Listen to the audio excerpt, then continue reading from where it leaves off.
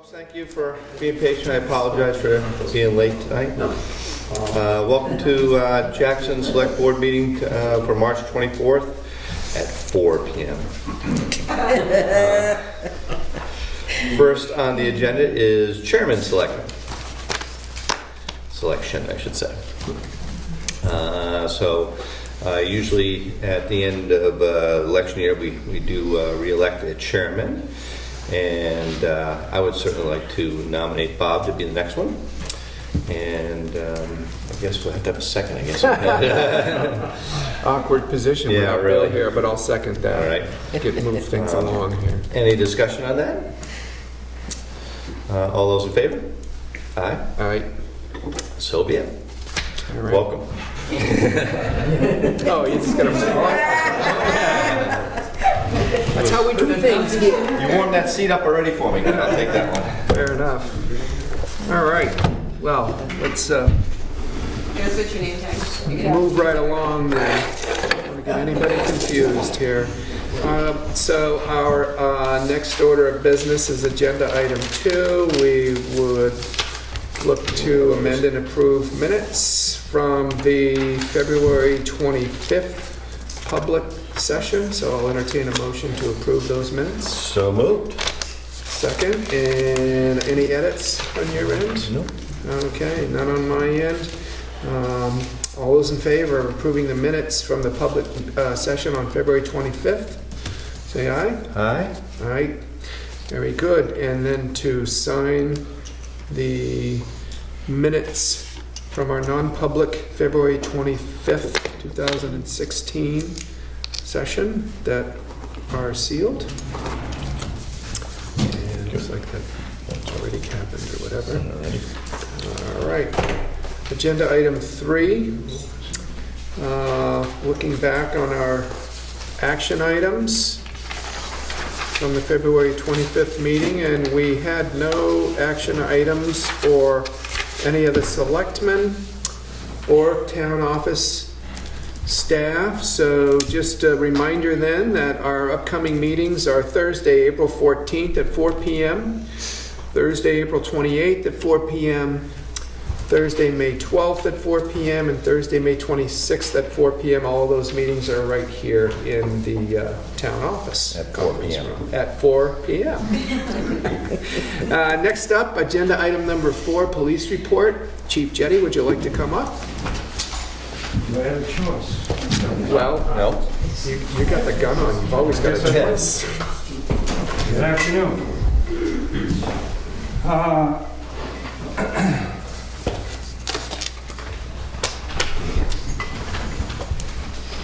I had 3 items to discuss. It's been a busy couple of weeks with traffic, sort of the end of the busy season going into the off-season. And it all kind of capped off with St. Patrick's Day and the various events that were going on around town at the various restaurants. Very happy to say that we were able to visit each of the establishments that had an event going on, talk with the owners, let them know that we're in the area, and let them know that we would be available if they needed us. But other than that, we'll stay away and let them do their thing. So we had no incidents over St. Patrick's Day. Everybody was great to town. There was a lot of visitors to town, and everybody was happy to be here. Other than that, I wanted to touch on an issue that came before the selectmen at our last meeting, which I know, or at least believe, that some of the selectmen are already aware of and probably have an answer to it. But the question came about, do our town employees, do our town road agent and the people who work for the road crew, is it required that they have a CDL license to operate the vehicles that they have in heavy trucks? So I talked with Pat Kelly, the road agent, and he gave me an email that he received, and I also talked with Trooper Huddleston out of Troop G, and they're the ones who deal mostly with trucks and CDLs within the state. And what it comes down to is 2 things. The town vehicles are they are exempt because we are what's considered a political subdivision of the state. That being said, when you look at the statute applying to commercial motor vehicles, which is 25912-E, which is the definition of a commercial vehicle, it's any motor vehicle or combination of motor vehicles that's used primarily for commerce. And that's the dividing factor between when you need a CDL and when you don't.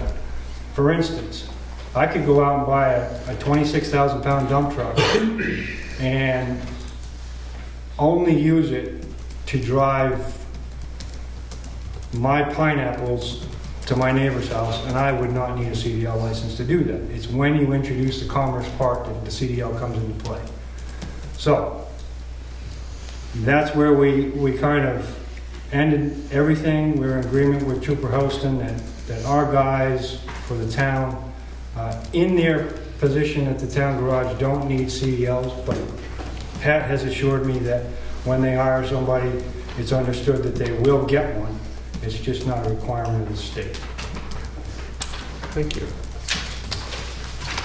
And that statute can be available to anybody who wants one. I'd be happy to make copies of it or tell you where to find it. The last piece of information that I have is just more of a notification. Our second Coffee with a Cop gathering is going to be this Saturday morning at the Christmas Farm Inn. They're going to make available their barn area, which again will have coffee, muffins, that type of thing. I put it out on e-news, and I do hope that everybody comes. It was well attended on the first one, and I look forward to seeing everybody there for the second one. What time is that? It's from 9 to 10:30. 9 to 10.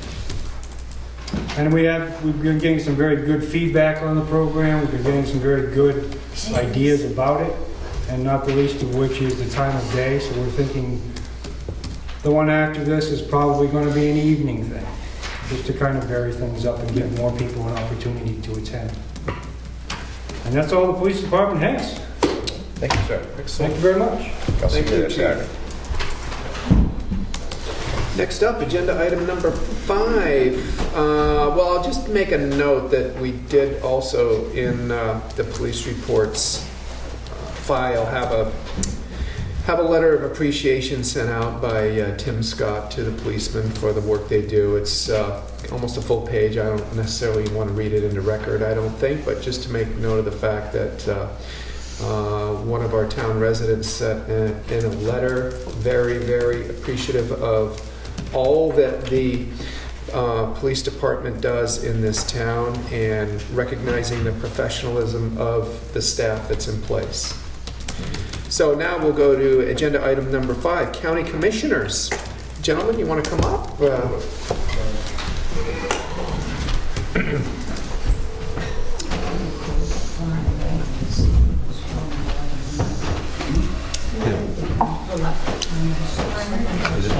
Dave Babson. Dave? I'm Dave Sorensen. Dave, an update. John, Ken Robichaud, the county administrator. Chris Hall. And so the stated purpose on the agenda is for the 3 county commissioners here, Dave and Chris, to introduce the new county administrator, Ken, to the group. Gentlemen, thanks for coming up. Thank you. Pleasure. We've been going to, I guess this is about our, must be around 11 or 12 towns we've been to. And the purpose is to introduce Ken, introduce Chris, who's the new commissioner, and discuss the budget with Rest you. of them can hear you. That's all right. This is Ken Robichaud, our administrator, and Chris Aldrin, our new commissioner. And we're here basically to answer any questions you have, explain the budget if you have any questions about it. Go from there. Well, I didn't come in with any specific questions. John, do you have No. any? I know that, from time to time, I get my news from news sources in the town, and I know you've got days where you feel like you're between a rock and a hard place, maybe. A lot of and, those days. A lot of those days. boards and commissions and groups that do the business of serving the people end up in those spots from time to time, but I know I, for one, appreciate the hard work everybody does at the state level, county level, city level, town level, and whatever we can do to help as you continue to do your work. Love to be able to hear about opportunities that we can help. Well, we appreciate it. Why don't we let Ken and Chris, Dave and I are sort of the agriculture end of the thing, and they're the finance people, and Okay. let them tell you a little bit about the budget. Sure. Well, currently, we are in a final stretch of our budget approval process. We start, the commissioners and I start in September, getting our budget together. We finally present it to the delegation in December, and they have until March 31st to approve what we recommend.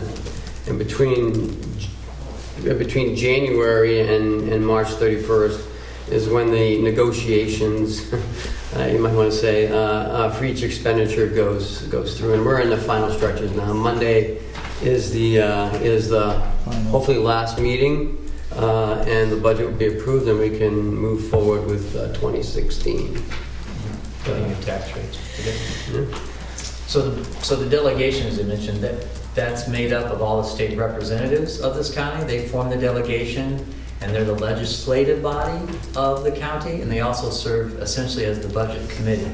So that's in relation to what maybe you are most used to with your town, is that's what the phase is right now, is they are the budget committee phase, and we're working with them to give them information, and they inspect and cull through the budget to see if there's any cuts that they might want to make, and once in a while, maybe an addition they might want to make, although those seem to be fewer than the cuts.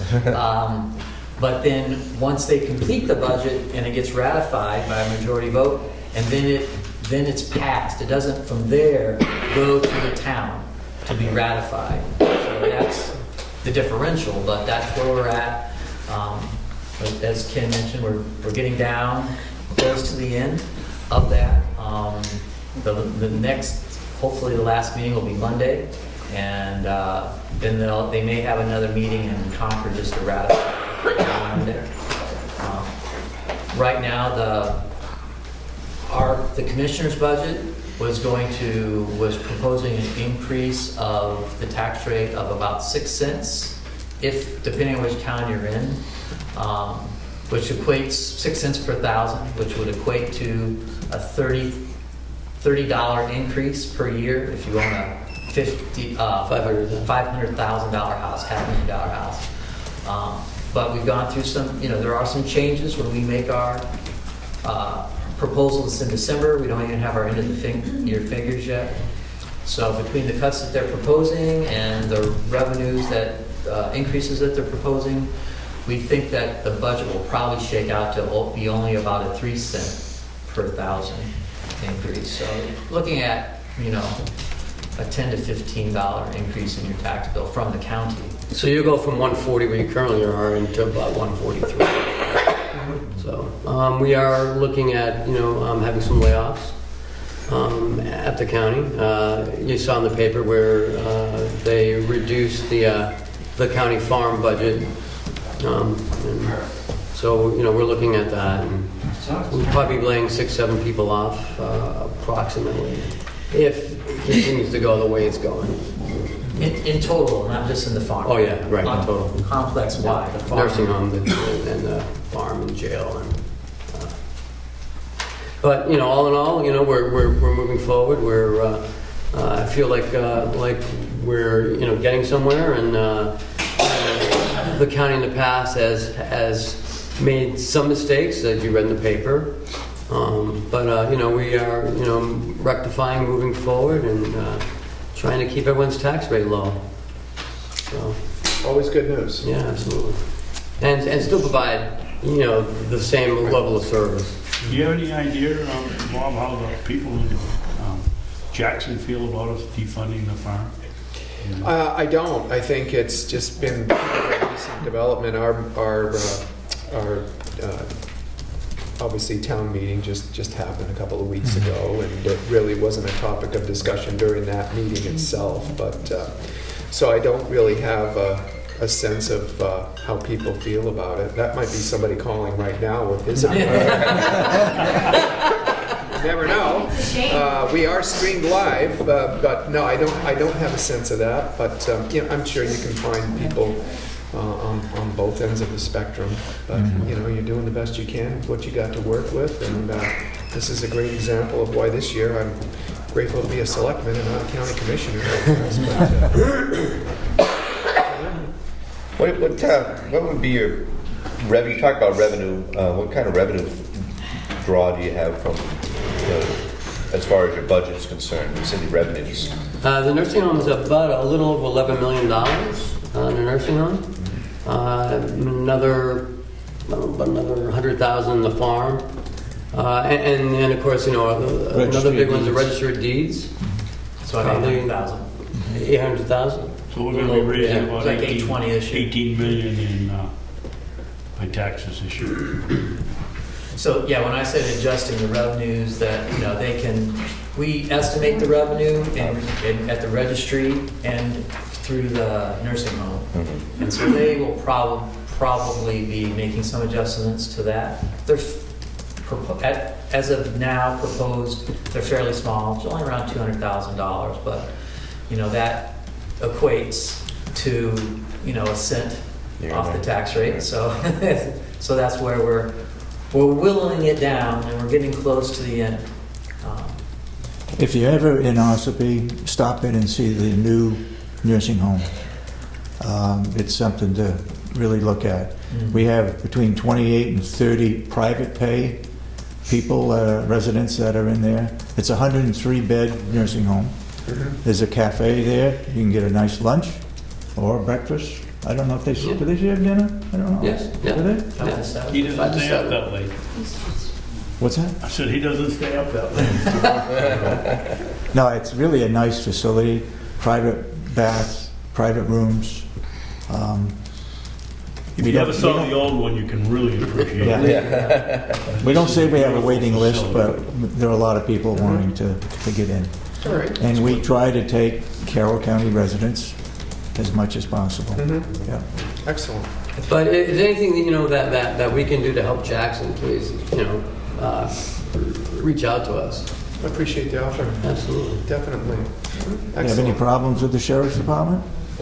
We do not. Never. No. And we had a turnover of 2/3 of our force about a year ago at this point. And so there was some added sheriff coverage up here, and we appreciated the cooperation that we got from the sheriff's department. How big is your police force? 3 full-time, 1 part-time, with room for 1 more part-time. And does that include the chief as a full-time? Yeah, he's one of the 3 full-time employees, full-time members of the force, yeah. So Where were we, Madison?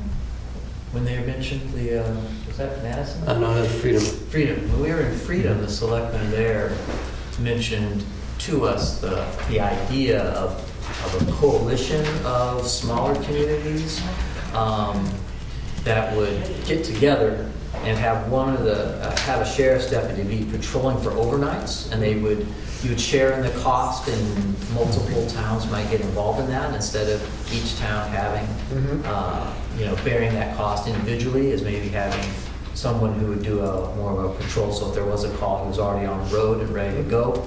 It'd be just a consideration. It's certainly in its infant stages, but it sounded at the time interesting. If enough towns were interested to coalesce, to put it together, you could share the cost. If you get 7 or 8 towns sharing the cost, it would be probably cheaper than having an on-call officer.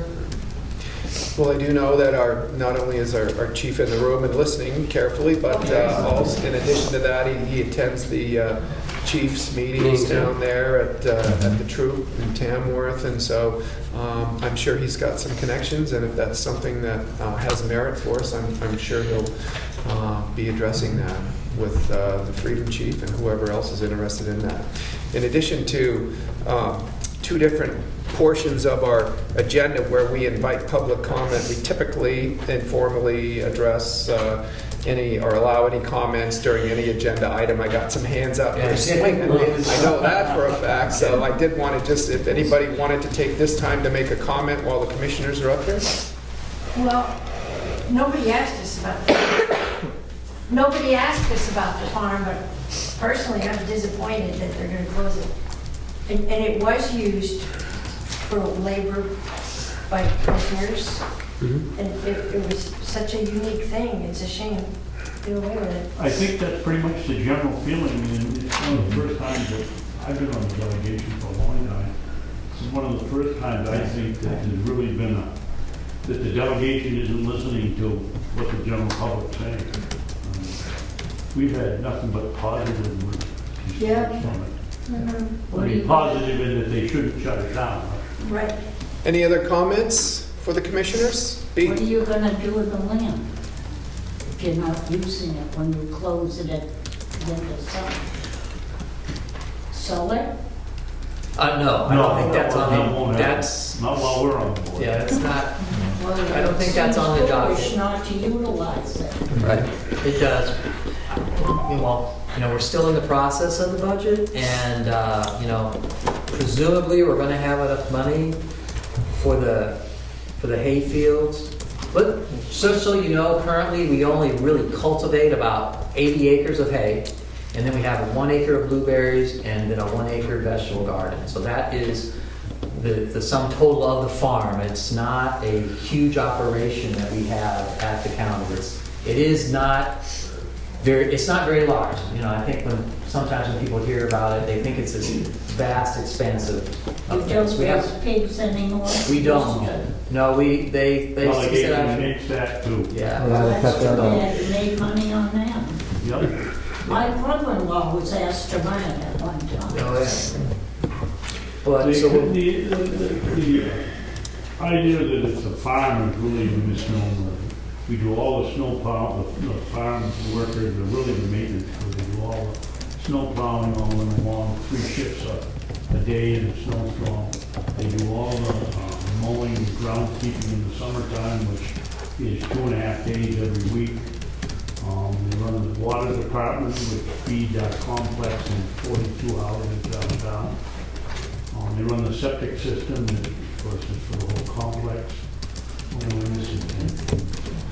That's about it. mowing, Sort And they also, That's not you're not gonna go out and see a 300 head herd of milk cows out there. They just tag the name on it from long ago as the farm. Any other comments while the commissioners are here? We do have 800 acres of land that was done, a study was done by the forester, so it's all laid out, and it's supposed to be self-supporting.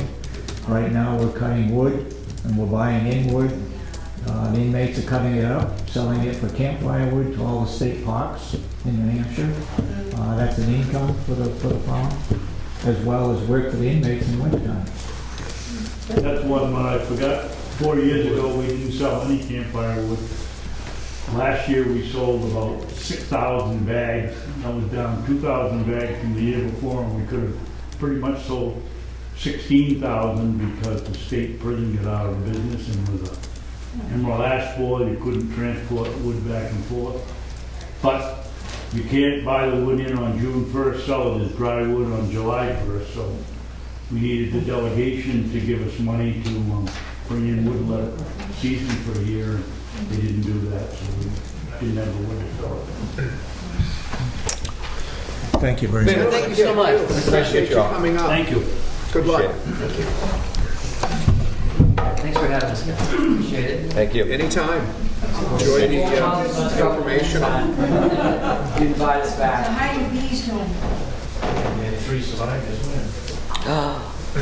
Individuals. So agenda item number 6 is public comments, and that's where we're on to next. Any other public comments on anything other than the remaining agenda items on the meeting? Very good. Next up is agenda item number 7, building inspector. Kevin?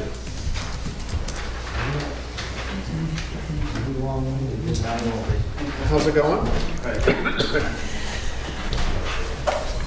A couple of new permits came in. One is for a little bit of renovation, and it's interesting that I found a house with no smoke detectors in this day and age, and so they'll be installing those.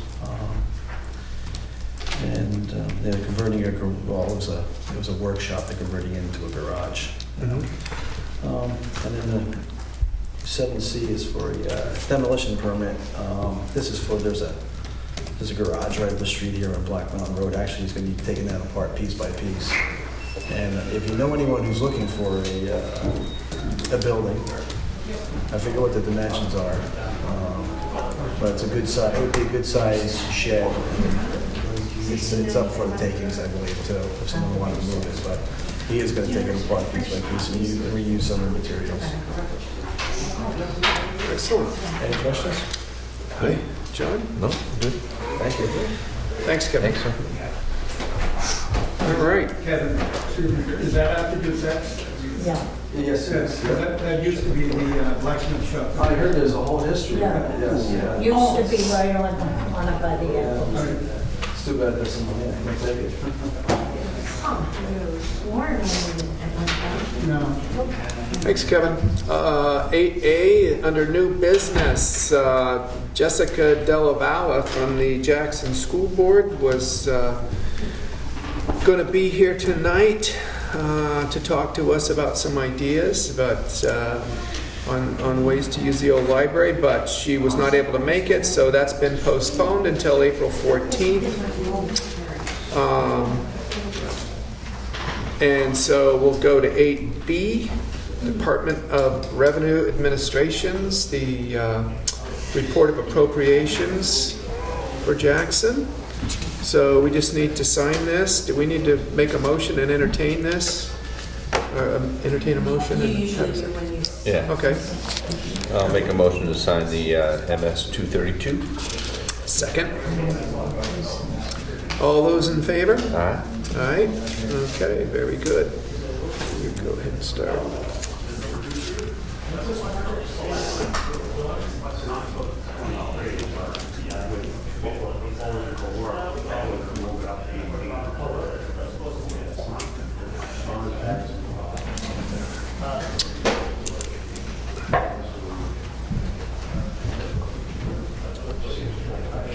Thank you. Okay with this one? And next up will be 8C, Eagle Mountain House Extended Liquor License Request. And this would grant the Eagle Mountain House permission to serve alcohol outside of their licensed area and accommodating outdoor wedding receptions in the tent that they have across the street. And I do know that there's been some interest out in the community about the outdoor tent, and I had received some input from some people in town about it. I know there's one person that has come here tonight, Paul Keene. Paul, did you want to weigh in on this request to grant that liquor license? Well, not to drag out what our, conversation via email was, no issues with the venues in town trying to make a living through their weddings and parties or whatever. But since it was kind of brought up through email around the neighborhood, I just thought I would throw in my 2 cents that don't want to stop the Eagle or anybody in the town from their revenue stream. But since it was mentioned, don't want to give them the opportunity either to have a outside party until midnight. I didn't know until I talked to you, Bob, that the town doesn't have a noise ordinance. And quite honestly, it really wasn't, it's not a huge deal, but it wasn't any kind of a deal until the last couple of years when the tent came up. They never, as far as I know, or as long as I've been here, the Eagle always had their weddings inside the carriage house or inside the main building. So I think this tent thing is just a couple of years old, maybe. I didn't know if somebody from the Eagle would be here tonight. I'd be interested to see what, what they're going to put forth as a plan, and kind of go from there. I sent you my feelings on it. Certainly room to compromise on it, but certainly don't want the venue to. I guess what you told me is that they can go to wherever their liquor license runs to, which I would imagine is midnight. Last So, call, yeah. Last call. So I think that's a little much.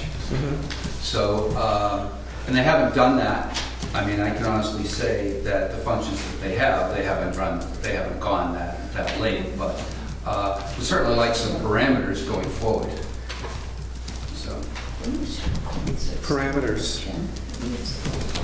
Thank you. And I will say that this issue came up about a year ago with the Wentworth, and we had some abutters over there in the condominium units that felt like there was stuff going on that was really, really loud, really, really late, and we addressed the situation with the couples, and assuming it was handled to relative satisfaction of people, because we didn't get any complaints coming our way after that. They assured us and wrote it into contracts that the entertainment stopped at 10 p.m. and that everybody who had a function there understood that when they signed the contract.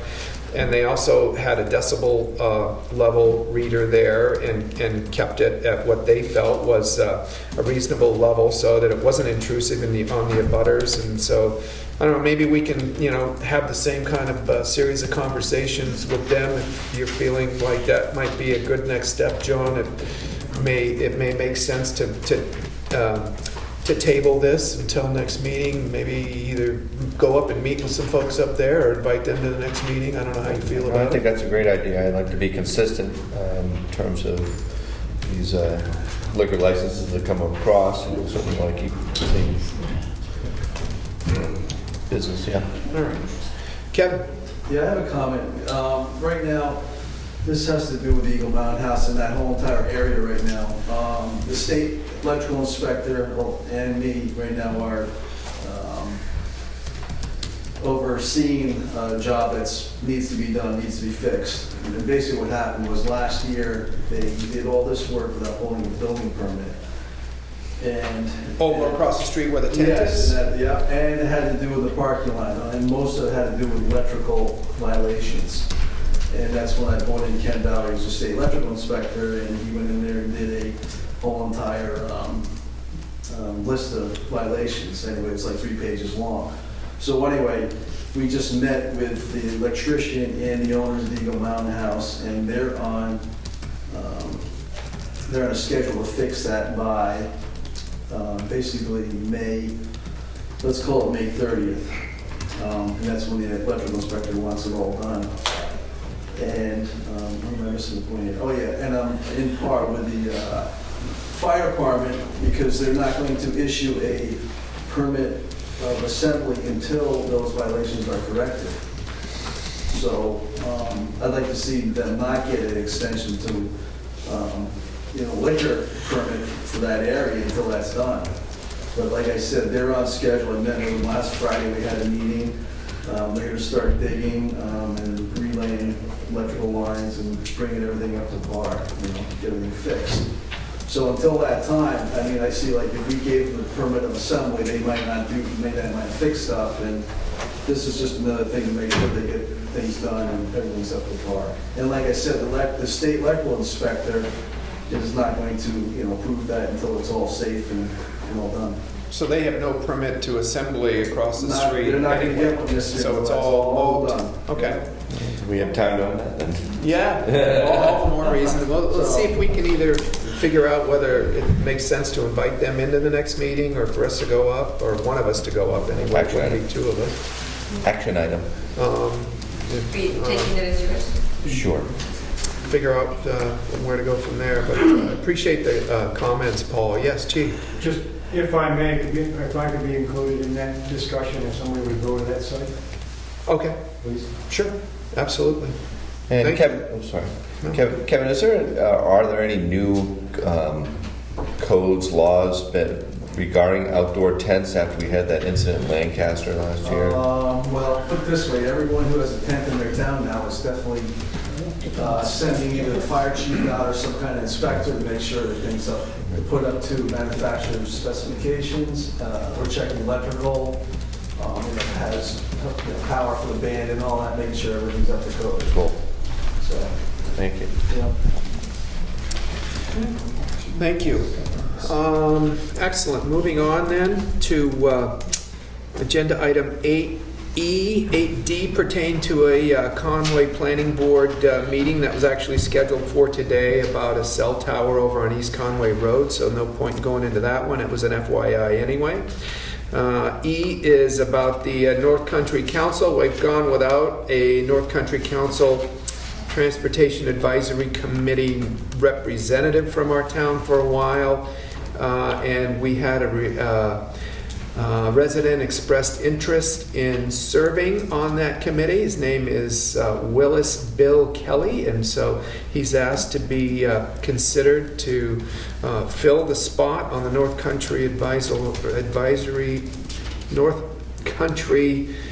Council Transportation Advisory Committee. What do you think about that? Awesome. Shall we nominate him? And Sounds good. I'll make a motion to make said nomination. second. Anything else? All those in favor? Aye. Aye. Okay, very good. Next up is the final ratio study report, which is just an FYI for our interest here. So that's just 8F. Department of Environmental Services, FYI, they've done some yearly dam inspections for Great Brook Dam and Mirror Lake Dam. And if anybody wants to take a look at those reports, they can find them available in the town office. Next up is the trustees of the trust funds withdrawal requests. Basically, got a request here from to authorize the transfer of $3,000 to be deposited into the Police Department Equipment Expendable Trust Fund per Article 23 because there is an invoice that needs to be paid. Make a motion to move that money into the Police Department Equipment Expendable Trust Fund. And I'll second that. All those in favor? Aye. All right, very good. And then next up, we've got 3 separate motions that can be made at the same time, and they're all about withdrawals from trust funds to be used to pay off invoices we've received for work connected with those trust funds.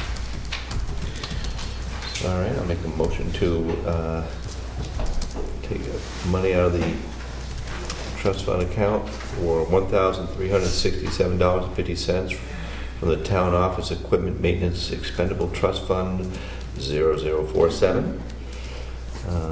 Amounts, let's see.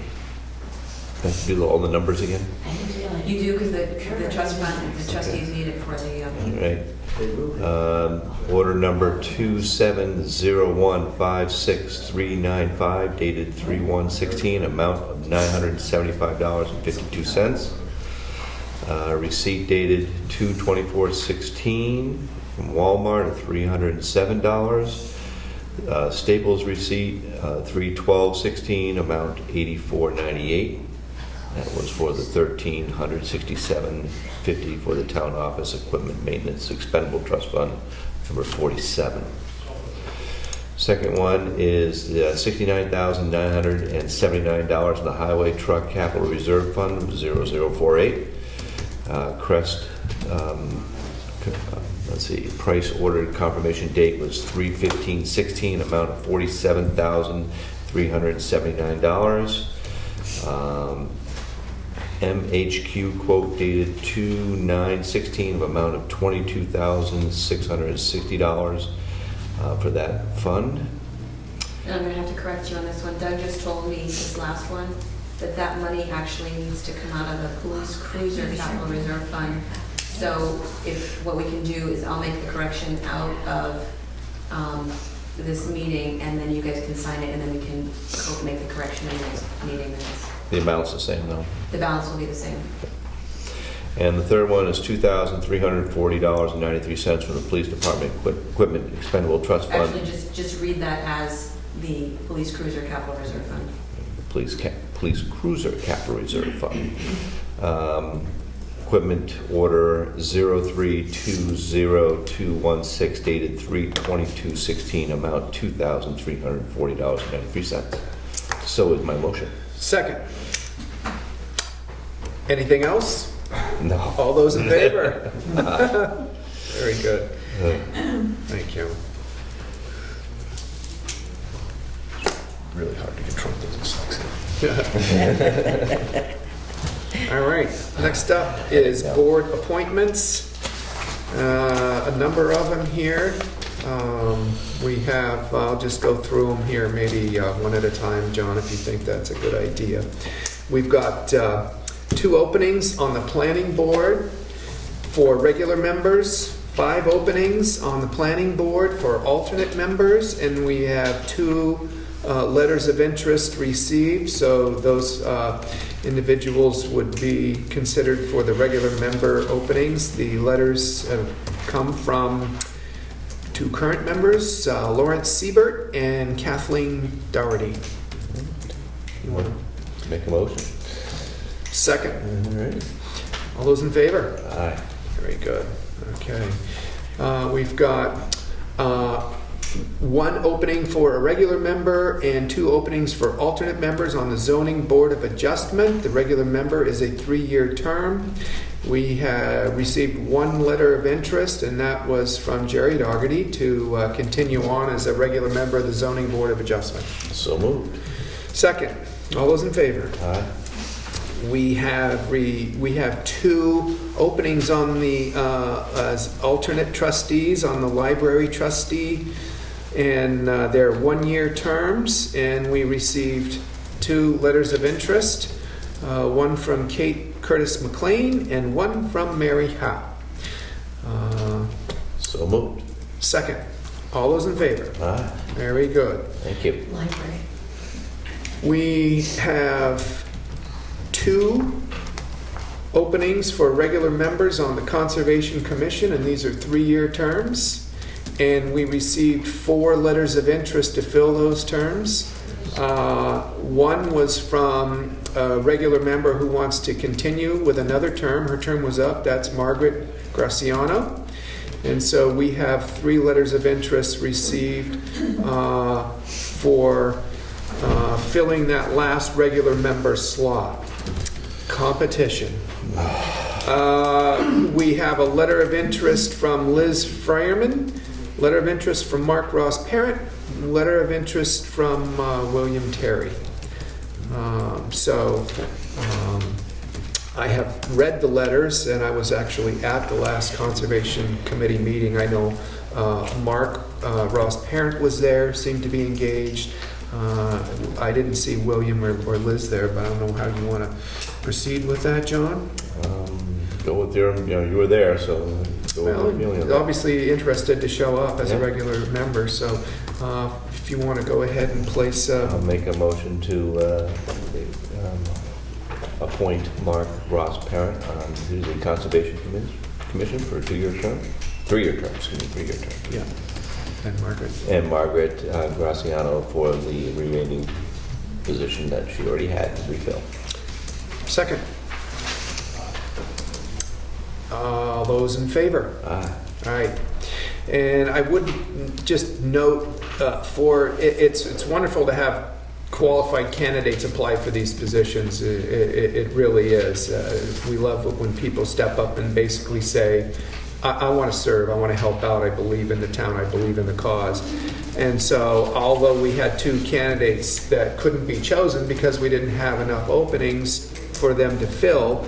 I would like to maybe see if we could reach out to Liz and William. We have alternate memberships available on the planning board, alternate memberships available on the zoning board. And if there's still an interest on their end to possibly serve in one of those two capacities, we'd love to hear about it, or I would at any rate.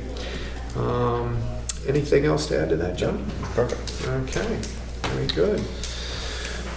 Moving on, past board appointments to the Bartlett-Jackson Transfer Station Scrap Metal Agreement. And I believe we have already did we already make a motion on this and approve it last time or no? Okay, then we'll need to entertain a motion to approve the Bartlett-Jackson Transfer Station Scrap Metal Agreement.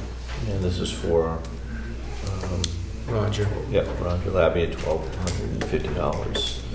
I will make a motion to accept that agreement. Second? All those in favor? Aye. Okay, Roger's in for another year of scrap metal. 24.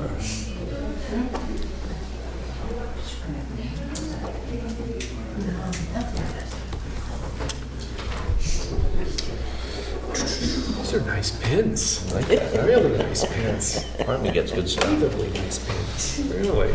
You see that invoice. Probably got a hidden microphone. There's a You good idea. Devil. Now he knows where we all are Yeah, all the time. GPS locator. I knew it. That was a trick Big to brother's that. watching you. All right, after agenda item number 8, new business, we go on to agenda item number 9, old business. John, do you have any old I'm business? just old. Okay. Anybody out in the Nobody's business. meeting have any old business? B. On the meeting of December 21st, it was discussed about Sarah Crumbs asked about the new road agent having a vehicle, and Chairman Allen noted the plan is for the new road agent to use his own vehicle to not. That was my plan, yes. I was speaking for myself on that What one. was decided? Nothing was really, we worked, what we do, Bob, on that one. Well, it was part of the interview process, and the top candidate required transportation from time to time, and so and part of the interview process was that he has approval to use a town truck as he sees fit to go back and forth from his home. We did a cost analysis of the fuel costs that would require.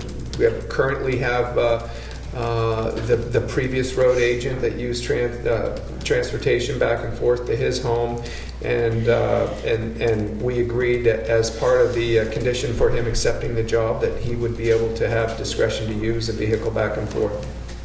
But the previous road agent had a pickup. This is not a pickup that's being used. Miles per gallon is about a half a mile per gallon difference between the two. It's the wear and tear on the vehicle. And we talked about all of that when we interviewed. Well, I tell you, it's tough when we've got people who want to serve the town but can't find a place to live in the town, and it's a cost of doing business with the property values that we face in the town, and we do the best we can to put most qualified people in a position to be successful in their jobs. Any other old business on any other issues? Okay, item number 10 on the agenda, public comments. Another shot here. Anybody have anything more? Before we move to agenda item number 11. Yes, Paul. I just have one question. I'm assuming, I'm under the impression rather that the dump is no longer, the transfer station, excuse me, is no longer doing fire, or at this time is not doing fire permits since John has left. What's the status on Your forest Kenny. fire warden, Kenny Crowther. Kenny is. Who is? Kenny Crowther? He's the forest warden Yeah. for Jackson. Okay. So we don't have someone up there at that transfer station, but that's a good. So what do I have to do? Get a hold of this Call him. Kenny? Pat, your hand went up. Have you? Kenny's the new forest warden, and John is no longer working at the dump, so he's no longer writing permits. Right. Kenny is working on somebody local to start writing permits that has set hours in town. So in the meantime, maybe that's something we could get out for e-news or something like that. I know you're always looking for action items, if we could just make that announcement. Maybe post something for anybody looking for something like that, so people know what they can do. Yes, Pat? That should be done within the next week or two, I believe, is Kenny's hope. Okay. And whoever, if the transfer station, you know, when they figure out hiring somebody and if that person's eligible, he's not opposed to that also. Okay, So great. This is what I know. And I assume we'll be kept posted on the new developments when that changes? I would assume. Great. Thanks, Pat. All right, any other public comments? We will move on then to item 11, New Hampshire Department of Transportation Public Informational Meeting on the bridge over Ellis River on Route 16. Ready to go, John?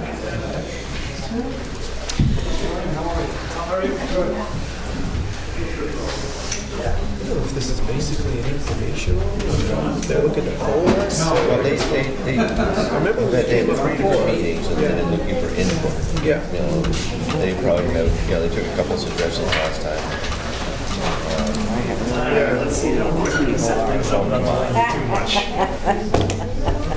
We live for these moments. You do? That's good. Seats up here if you want to sit.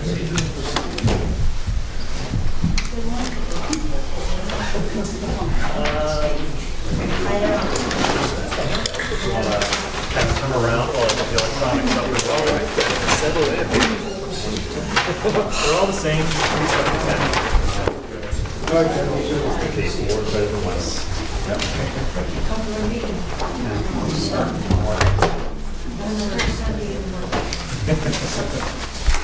Do you need an extension cord? I hope not. I brought 2 extension cords and a surge protector. Thank you. Hopefully life works out well for me. Take the middle. Thank you. How you doing? Good.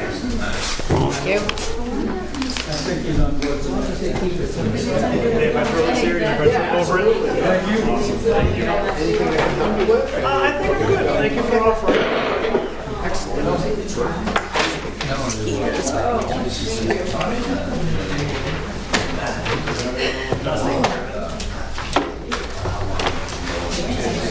Thanks for bringing all the copies, by the way. Oh, you're welcome. I found that it's always good to have it afterwards. Either one, you can take notes, or 2 if you're like, oh, you know, what did they say? Kind of thing. Right. It also holds us a little bit to the fire. It's like, no, you guys told me this in the presentation. I got it in writing.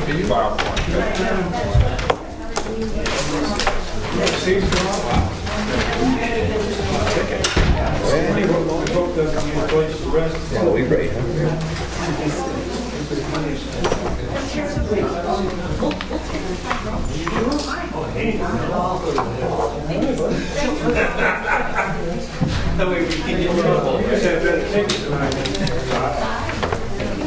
Nobody wants to sit up there, you know?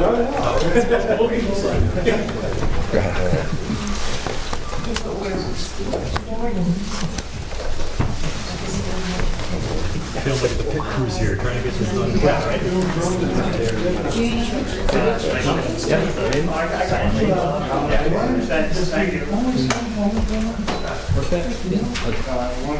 you mind if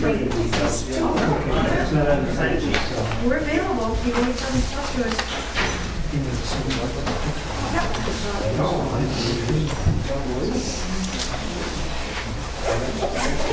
Good legislation we're going to see come out there.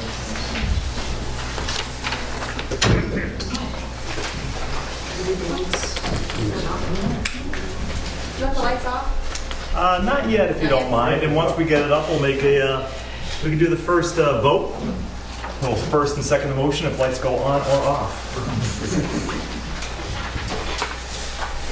We will be there soon, folks.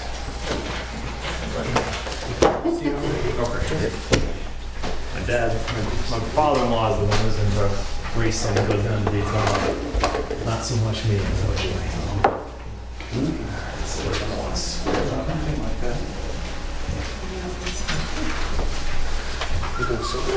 I don't plan on sitting up front at all. We'll figure out the buttons. Buttons are going to be easy once I get it square. And that's part of just patiently flipping things around. Trying to think of a joke to keep the crowd entertained. Isn't working so much.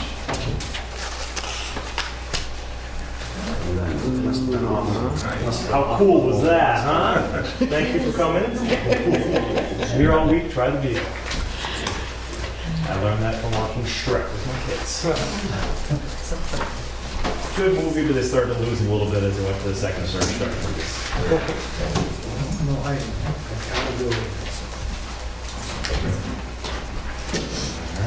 got that. Fuzzy.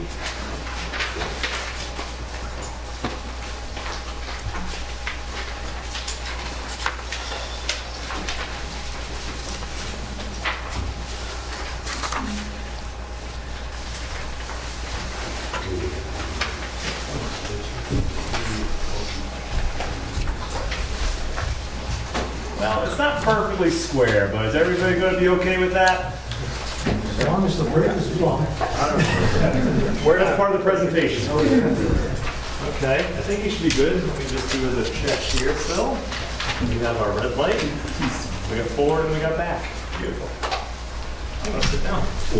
Try to stand over here, maybe it's easier. Try to stand over. No, I don't want to sit. Yeah, thanks.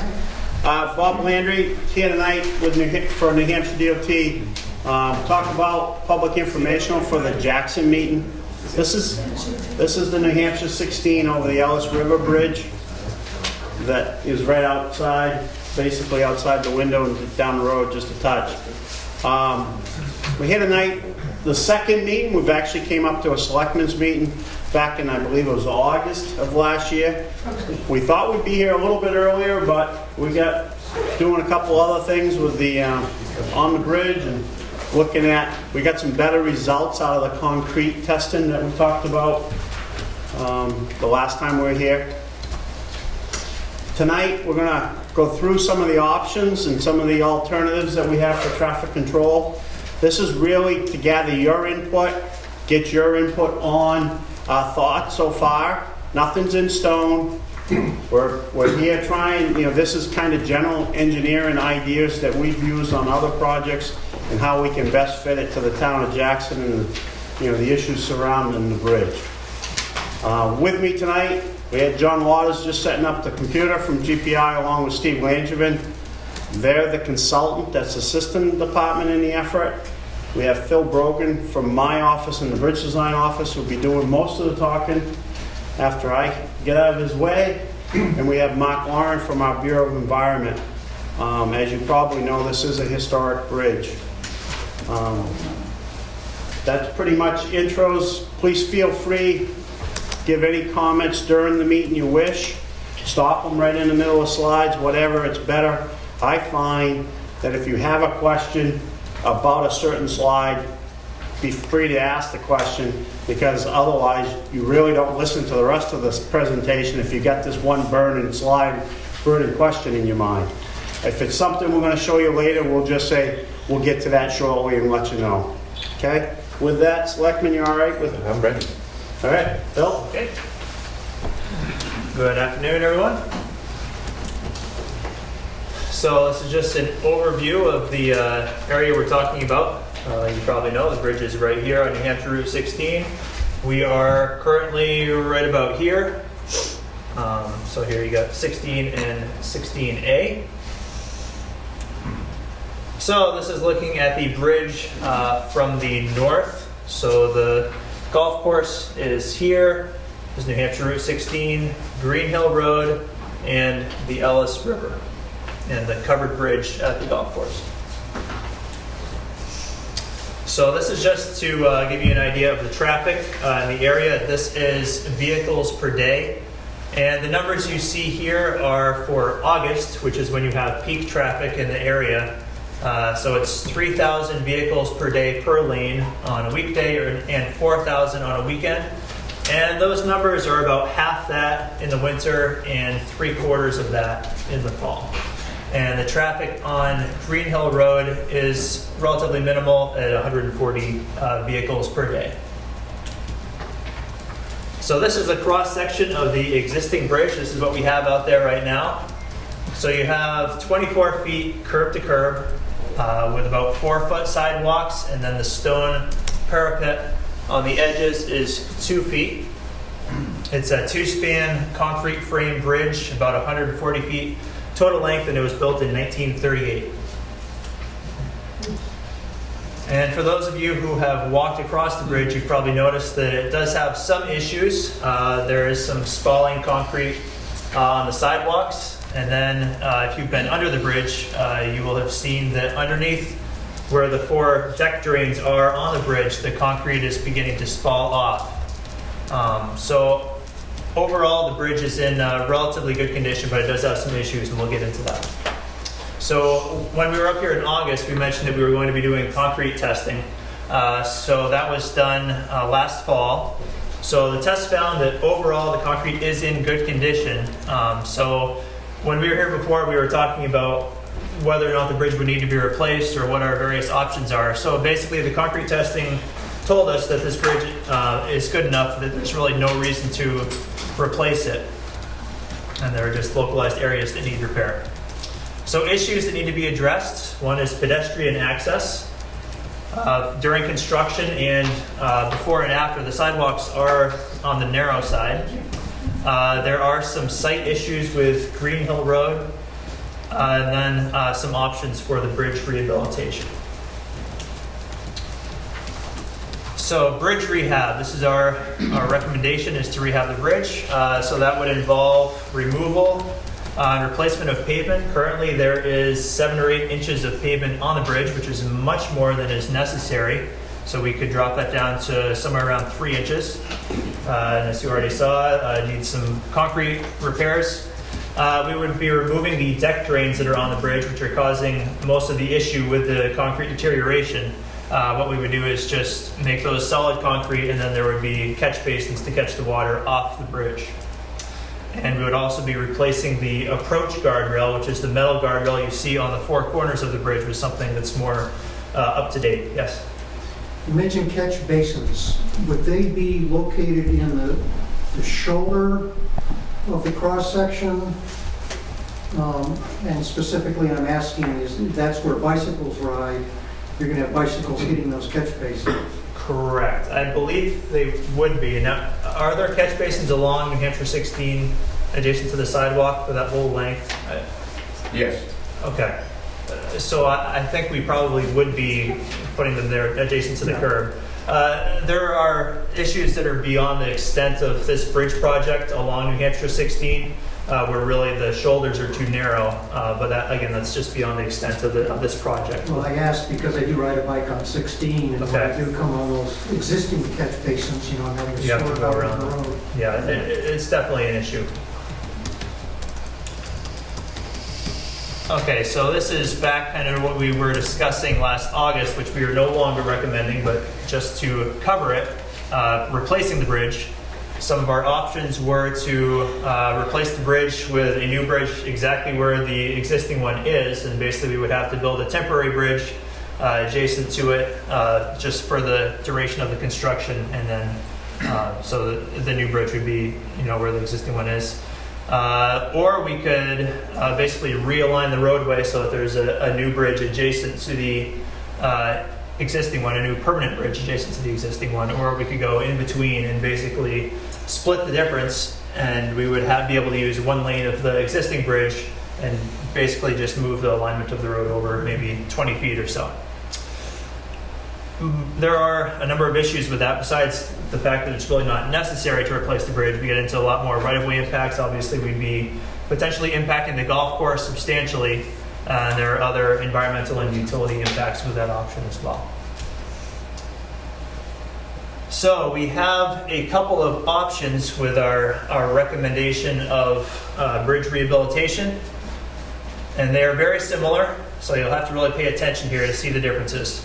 So this would give a symmetrical roadway. So the striping down the road would provide you an equal shoulder on each side. Now this says 3'1" and 2'1", but you have to notice that this 3'1" includes the 1 foot brush curve. So if you were a bike going down the road, you would have basically a 2 foot shoulder on each side. So we're just going straight down the center of the roadway. And also, it would widen the sidewalk from the existing 4-foot sidewalk to a 5-foot sidewalk, which would be much more comfortable for pedestrians. And it would eliminate the sidewalk on the west side of the bridge.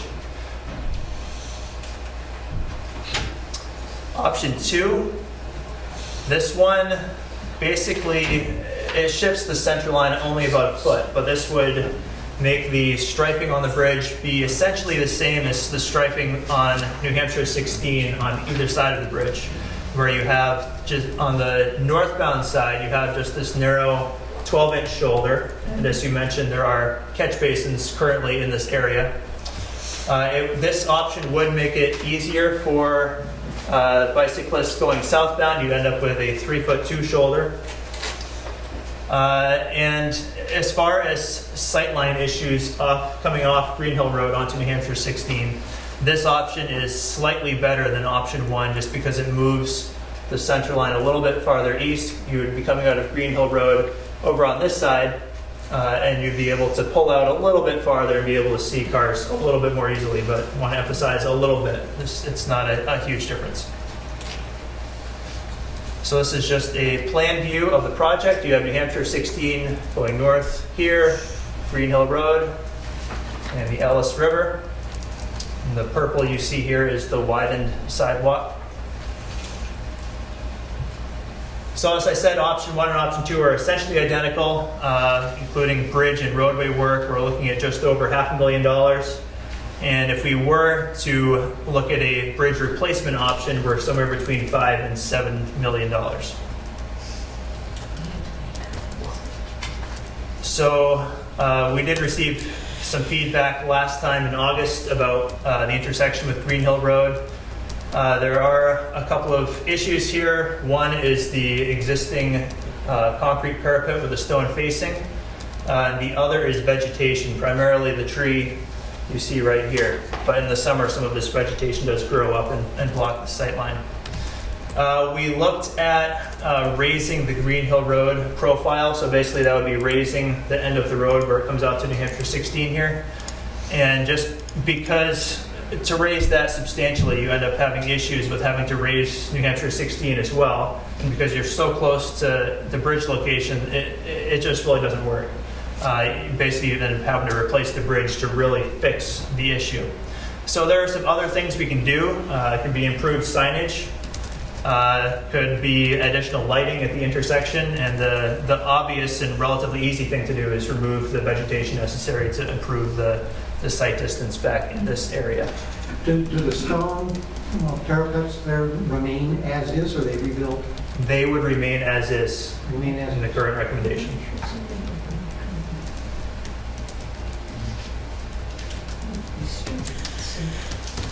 So as far as sight distance here, if you're sitting at the end of Green Hill Road, coming out onto New Hampshire 16, if you are looking north at the traffic coming southbound, the difference between option 1 and option 2 as far as the sight distance beyond that stone barrier or parapet is only 8 feet. It's 122 feet versus 130 feet. And again, the 130 feet is improved slightly because the center line of New Hampshire 16 would be moved about a foot east, so you'd be able to pull out a little bit farther into the intersection. Construction staging, we're looking at a 2-stage project. There would be signalized alternating 1-lane traffic. We think that this would be able to be done in 1 construction season. Obviously, that's weather permitting, but in an average year, this could be done in one construction season. So this would be stage 1. So work would be ongoing in the fuchsia color here. And traffic would be alternating with signals on the east side of the bridge. And then stage 2, it would just flip. This part of the bridge would be complete. Traffic would move over to the west side, and work would wrap up on the east side. So as I mentioned at the beginning, the peak traffic is August weekends. August weekends are about double what you see on weekdays. As far as the alternating one-way traffic, nearly all of the queues or the line of traffic would clear in one light cycle. Now that's assuming a 30-second green. Occasionally in August or during your peak times, you will have times where it will take 2 light cycles to clear the traffic, but that would be a relatively unusual condition. And we would make accommodation for emergency vehicles, and we can talk about that more if there are some questions about that. So this is just a graphic showing you the backup. So here's the bridge, Green Hill Road. So the orange color is the 50th percentile traffic queue, and then the red would be out to a 95th percentile. So on your average day, you're really never going to go beyond the end of the red, as far as your traffic backup. And New Hampshire 16A comes in way up here, so there's really going to be no impact to that intersection. So with that, I am going to hand it over to Mark. Thanks. The middle one's laser. Afternoon. Basically, we're looking at all the environmental cultural resources that may be. Excuse me, if I can just make a quick comment in terms of that light being there. Your dad is great, but I definitely perceive if that's an option that the town chooses to have, you're creating a situation of increasing the traffic on 16B, because they're not going to want to deal with that light. So now we've got speed issues in the town. Just something to think about. Thank you.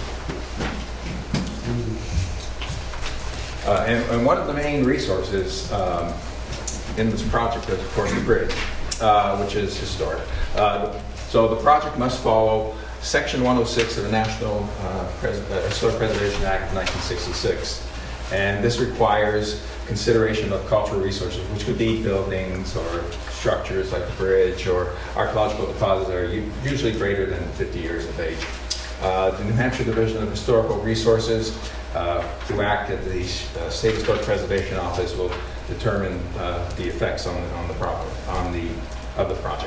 And for this project, the Federal Highway Administration is the lead federal agency.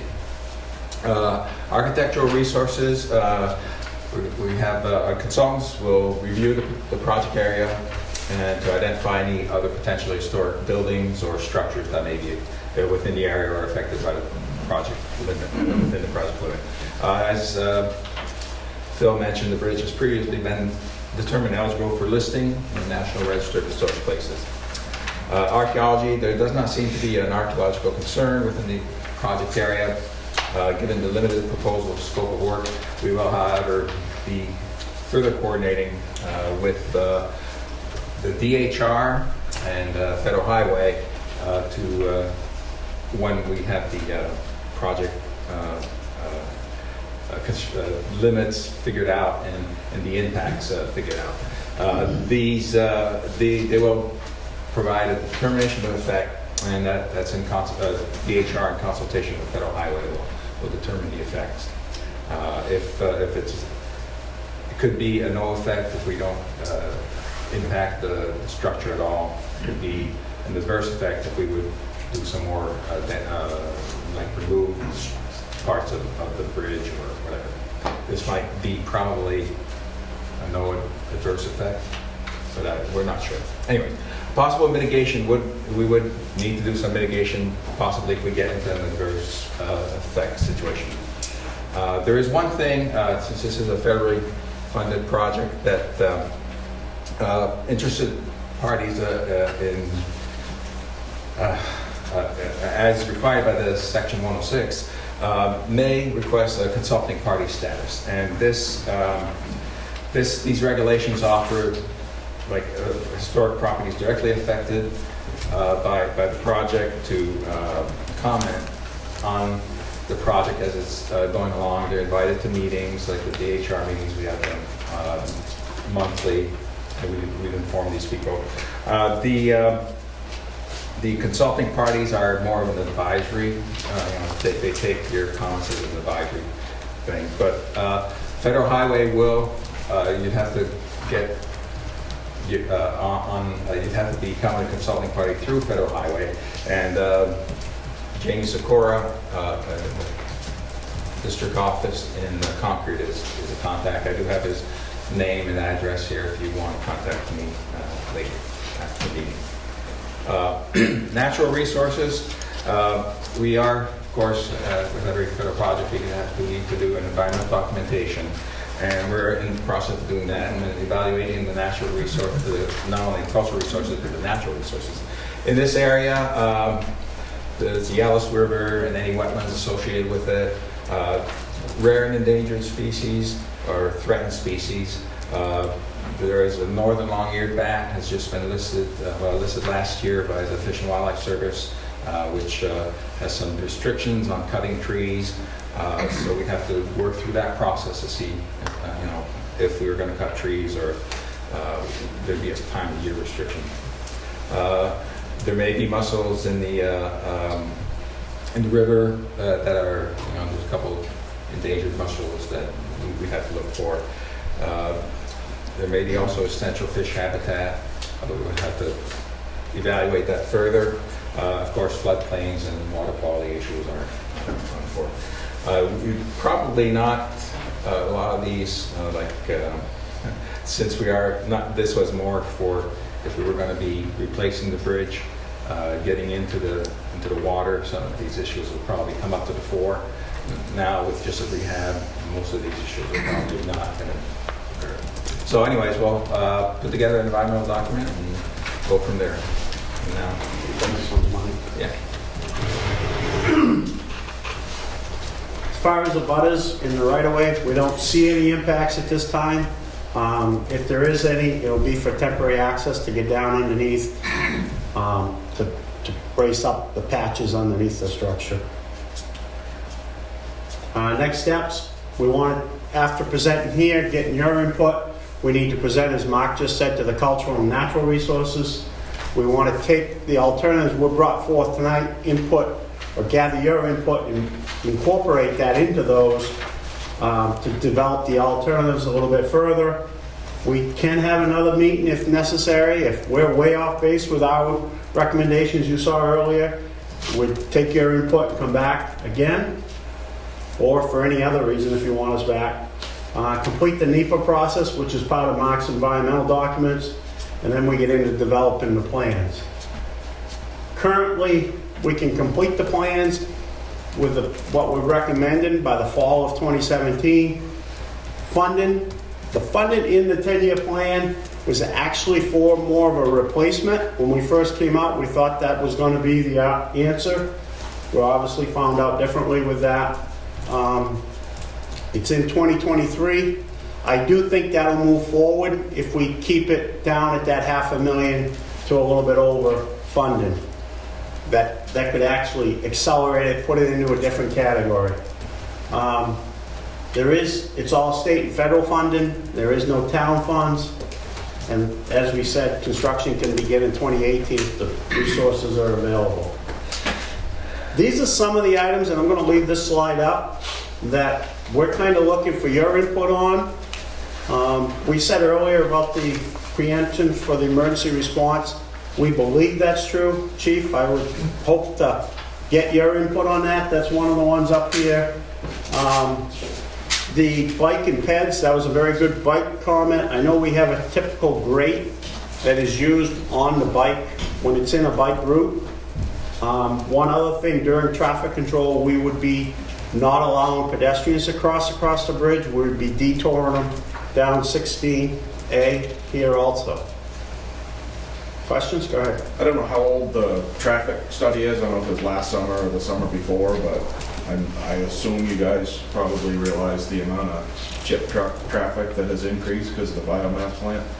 But we have a huge number of trucks that come through, and they're all 120,000 pound trucks with 3 axles on the trailer. So just so you know, yep. I'm sure you do, but that's good. That's something our district engineer probably knows, but doesn't always get to Concord, so that's very good knowledge. Thank you. A lot of trucks going through, so they're not small. Got it. You're not planning to do any work on the abutments below the decking? They all look very good. They all look pretty sound. And so you've taken into account any possible, I don't know what the term is, 500-year flood events on the Ellis River to make sure that the abutments that were built in the 30s are going to be adequate for... Well, that's one of the good questions. Have you had any, that's why this is up here, have you had any flooding concerns on the Ellis today? Because usually that gives us a very good indication of whether or not we have an issue.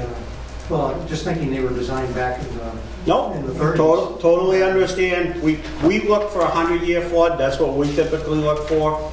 But I've always found any hydraulic people, I don't know if John is,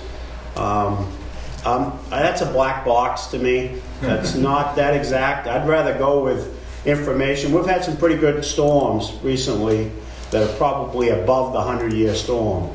So if it's handled those, I'm pretty comfortable it's going to handle it. Yeah, I'll just quickly, Bob, to alleviate some of the concerns there. Yeah, even though the bridge, this particular bridge is actually in a very good situation with respect to flooding, there's multiple concerns. One is if you get a big washout that undermines the supports of the bridge and it collapses, Hart's location, okay, where you lose the bridge, it just washes it all out. The foundations for this bridge are actually very deep, more deep than you would normally see, just the nature of the construction. The pier, for example, is almost 15 feet below the riverbed, and the abutments are actually deep as well. So we feel that there's a good comfort in terms of you won't get a washout. So that's one concern about washout. When we talk about 100-year and 500-year, we actually do two evaluations. For the 100-year flood, we make sure that absolutely nothing bad happens. And then for the 500-year flood, because the probability of it is so much lower, we kind of relax the factor of safety. So when we design things, we don't always design for a 1.0. We always want a little fluff factor in there. So the 100-year event, we have a fluff factor. For the 500-year event, because it's so rare, when we do the analysis, if we hit 1.0, we're pretty happy with things. So we're feeling pretty good about the structure in terms of the washout. The other part, I'll let you jump in a second, thank you for your comments, is the flood, how the river behaves around the bridge in terms of the opening of the arch. It's a two-span bridge, so there's two arches.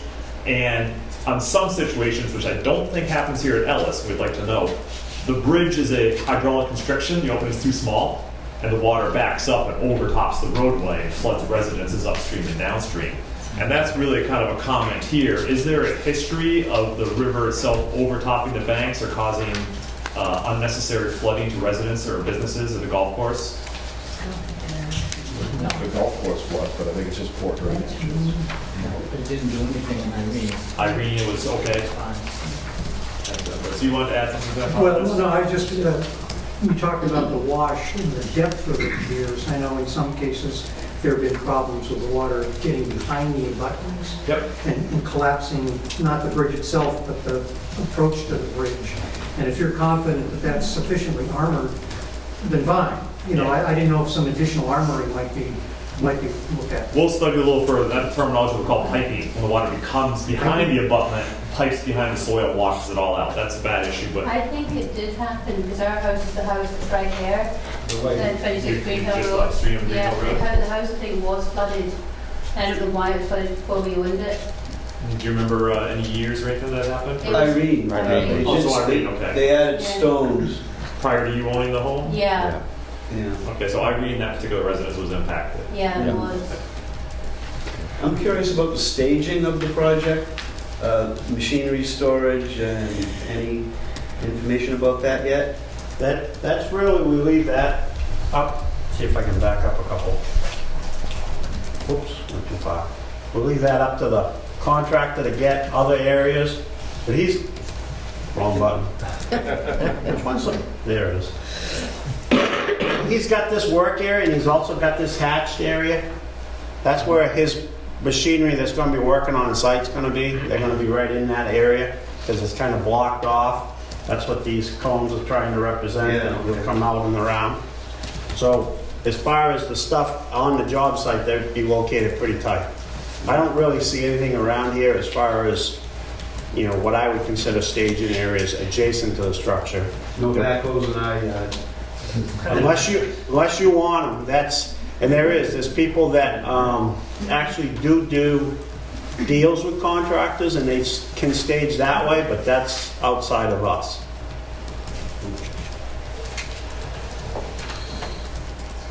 Is there nothing else we could do with pedestrians on the road? Because it's a in the winter time, that the sidewalk is so dangerous on the bridge. That's You know, because it's if you're narrow. if you're walking the dog, you know, it's incredibly dangerous. Yeah, it's 4 feet today, Yeah. and we're gonna make it 5. We're gonna try to help that a little bit. There's no way to put a small pedestrian bridge beside it. That was one of the things we talked And about. just to get pedestrians away from the bridge. Yeah. It's so dangerous. That was one of the things we did talk about the last time during the selectmen's meeting.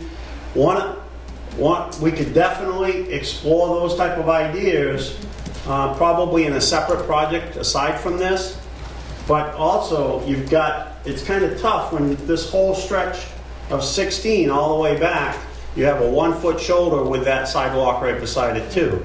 So you're going to be comfortable or address the issue for a very short area. But this is a circuit, and there's full of holiday houses there, and No, people I understand walking. the You walk. stand there and you watch a number of people walking around there, Yep. and the golf course don't like you walking your dogs on the ski trails, so they really don't have an option.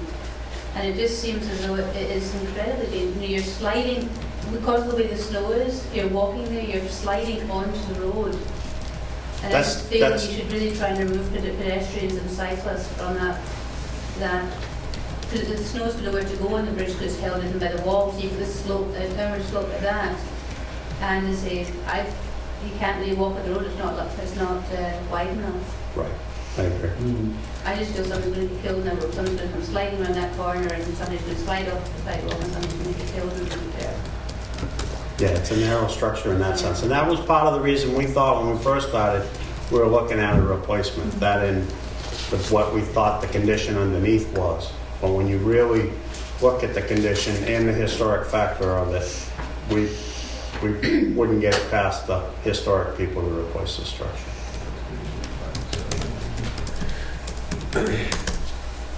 We did look at the cost of that pedestrian bridge beside it. It's about $1 million.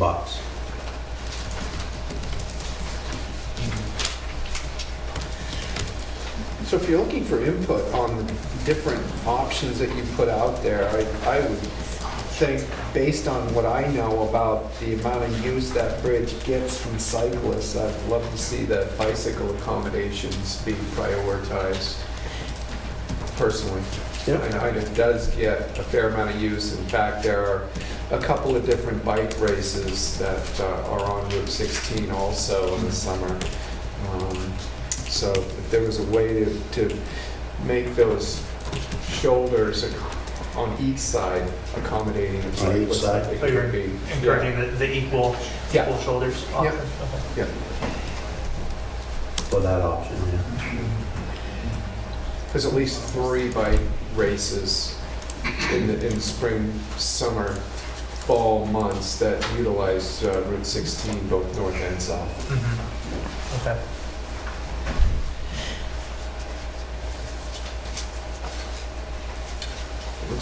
Sorry? You said if you decided to just renovate the bridge, that the construction date would move up closer to this date. Would you have an idea? Or hopefully you would know that then. Yeah, we don't know it right now. We get that back out as soon as we know.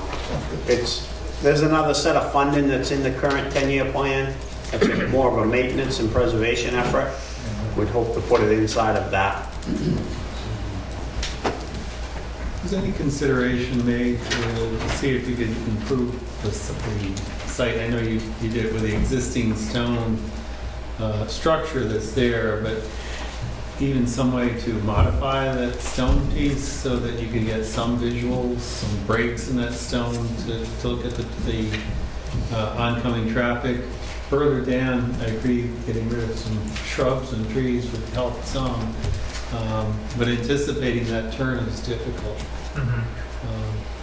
And right now with the guardrail being as high as it is, and where you sit in the car, you're virtually blocked. And so you edge out, and hope like hell no one's coming the other way. And it can be tricky. Obviously, if it's a large truck, it's not as much an issue, but Right. we get as many folks driving smaller vehicles as we do trucks here. And it really is just that stone, it's a stone wall, you can't see through it. Yeah. One of the things for bikes that is in our code, and these actually don't quite meet it, is 42-inch high rail, so that a bicyclist, when they drive across or over a bridge, and a pedestrian, can't fall over it. They like it to be 42. So that's why we can't lower the existing stone. It's actually 39 right now. So we're gonna leave it where it is and not get the full 42 just because of the issues you're talking about. We were out there today trying to look at it. One thing we did see, and this picture won't do me. Let me see if I can find a better one. There's a little bit of sag happening right in this area in the roadway. If you stand out there and you look at the roadway, the northbound side comes down at a set percent slope, but then the southbound side kind of dives quicker. Yeah, it's got a big drop there. Right, we're gonna look at that and see if we can pick that back up, and that may help that more of the cars be in that sight distance area. That was something we could see today, pretty even, because you'd lose them in that dip. Yeah, exactly. Yeah. So it seems like, you said the wall's only 39, it seems like it's 5 feet tall. You look at it from that angle. Understood. Ma'am? Could you, on the bridge by the old library on 16A, on the Wentworth side, they dropped the stone down a little bit. Could you do that on this side of Green Hill so you get... Yeah, I don't think you'll get the same benefit. That was mentioned at the last meeting, we went over and actually looked at that. One, I think, would be an adverse effect that Mark was talking about. But if it gave us value, that might be something worth arguing.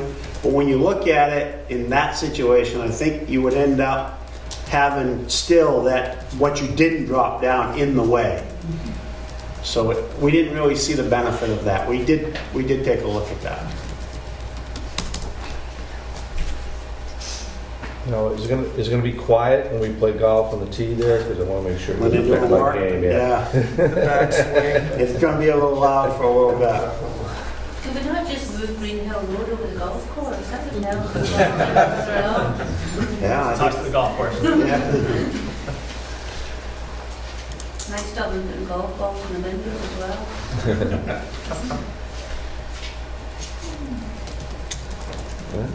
Anybody else? Thank you. No problem. I'll leave some cards, business cards. We'll have this up on the web, our webpage, project-specific information sites. That has my email address too. I think I left some cards the last time in that, but please feel free, let us know if you hear of anything. Thank you. Thank you. Very much. We'll do our best to get your card information out. Yeah. Folks. I mean, That'll be wonderful. Thank you. Make a motion to adjourn the meeting. Second. All those in favor? Aye.